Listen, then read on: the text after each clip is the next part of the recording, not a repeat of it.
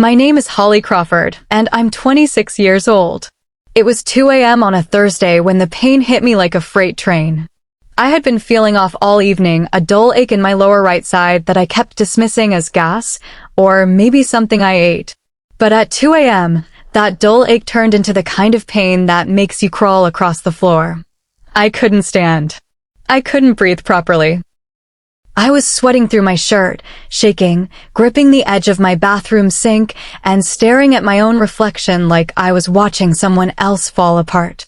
I knew something was catastrophically wrong. I grabbed my phone and called my mom. No answer. I called again. Nothing. I called my dad, straight to voicemail.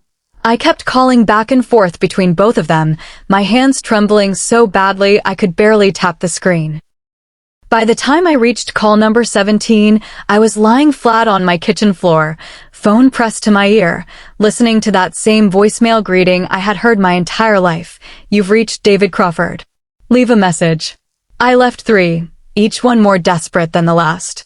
In the last one, I was crying so hard I don't even know if the words came out right. I said, "Dad, I think I'm dying. Please come." Nobody came. What happened next, I only know because the paramedics told me afterward. My neighbor, Mrs. Patton, retired woman in her 60s who barely knew my name, heard me through the thin apartment wall. She heard me collapse. She called 911. By the time the ambulance arrived, I was barely conscious. The paramedics said my appendix had burst. They said another 30 minutes on that kitchen floor, and the outcome would have been very different. They didn't say the word death directly, but I understood what they meant. I was rushed into emergency surgery. On the operating table, my heart stopped. I flatlined.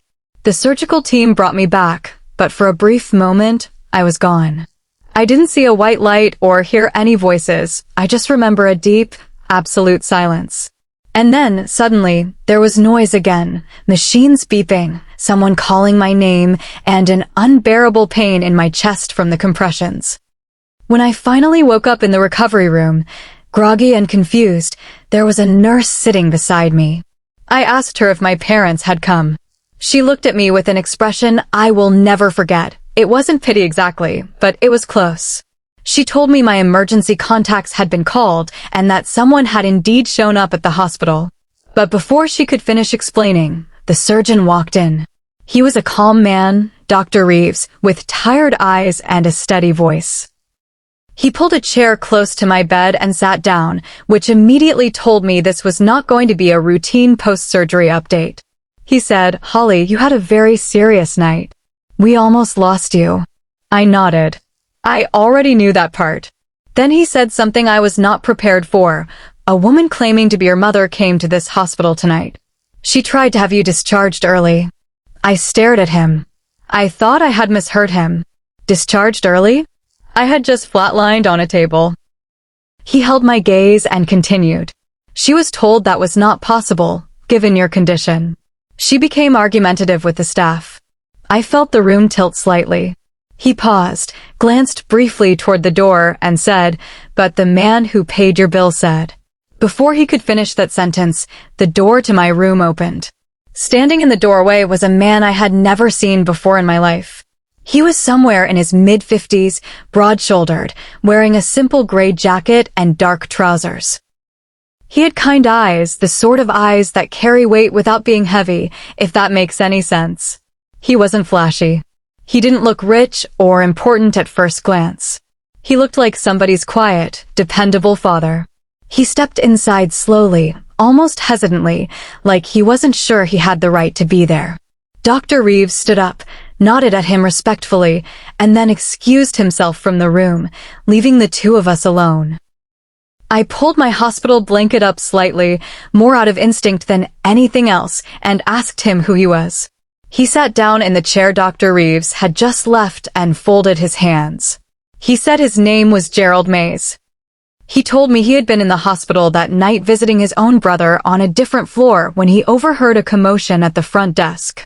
He said a woman, my mother, had been loudly demanding that the staff release me because, and I am quoting him directly here, her other daughter's baby shower was in the morning and the whole family needed to be home.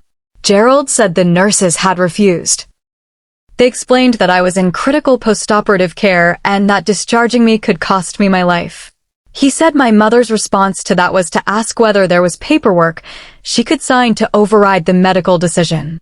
He watched the whole thing from 20 feet away, a complete stranger, and he said something shifted in him that he couldn't explain.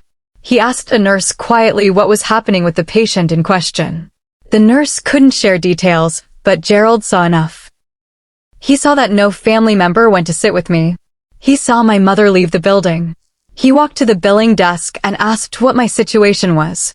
When he learned that I had no one present and that my insurance had a gap that would create an immediate financial hold on my continued care, he paid it.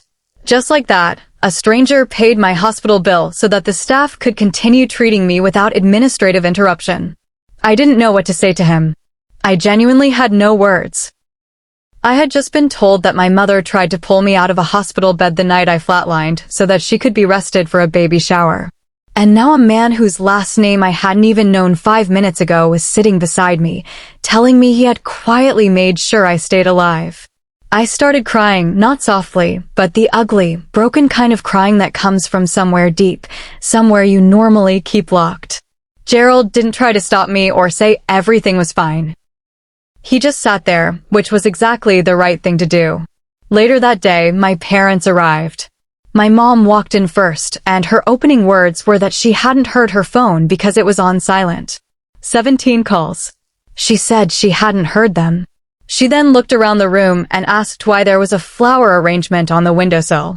Gerald had left it before he went back upstairs to his brother.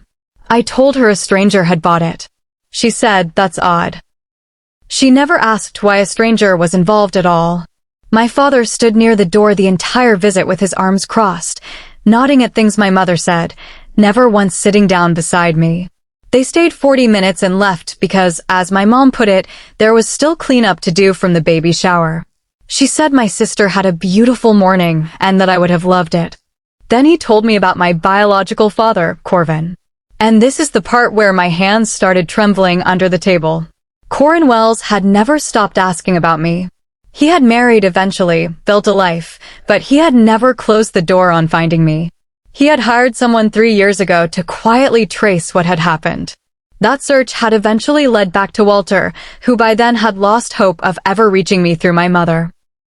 Together, they had pieced together enough to know that when I turned 18, the legal and practical barriers my mother had relied on would shift. Walter had reached out to the man I had called my father through a lawyer, simply requesting that I be given the choice to know my real history.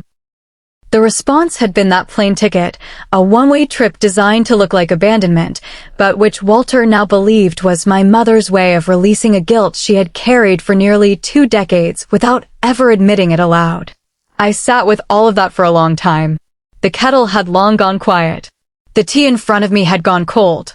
Rosalie had slipped out of the room at some point, and it was just Walter and me at that table. I asked him where Corin was now.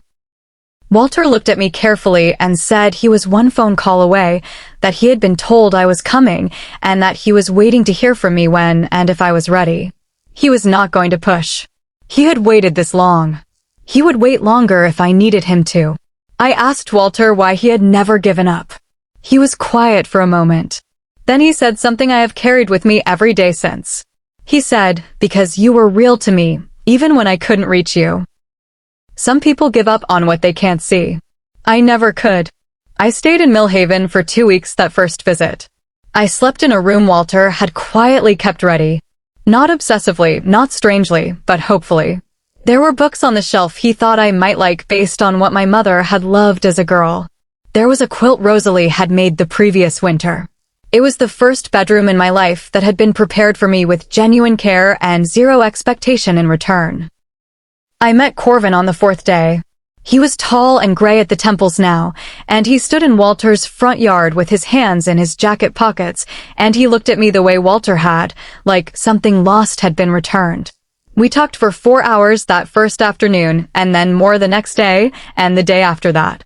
I am 27 now. I have a relationship with both of them that I protect fiercely. I have never gone back to the people who drove away from that curb. Not out of bitterness. I worked through that slowly and painfully over years, but because some doors, once honestly examined, simply do not need to be reopened. What my parents intended as a dismissal turned out to be the only gift they ever actually gave me. They handed me a one-way ticket and thought they were ending a chapter. What they did not know, what I know now with absolute certainty, is that they were beginning one. The destination did not just save my life. It gave me one worth living. If this story moved something in you, you are not alone. Stories like Adela's remind us that our beginnings do not define us, but the people who choose to show up for us absolutely do. If you want more real, powerful, and deeply human stories like this one, subscribe to this channel right now. Hit that bell so you never miss a single one. Someone out there needed to hear this today. Share it with them. We will see you in the next.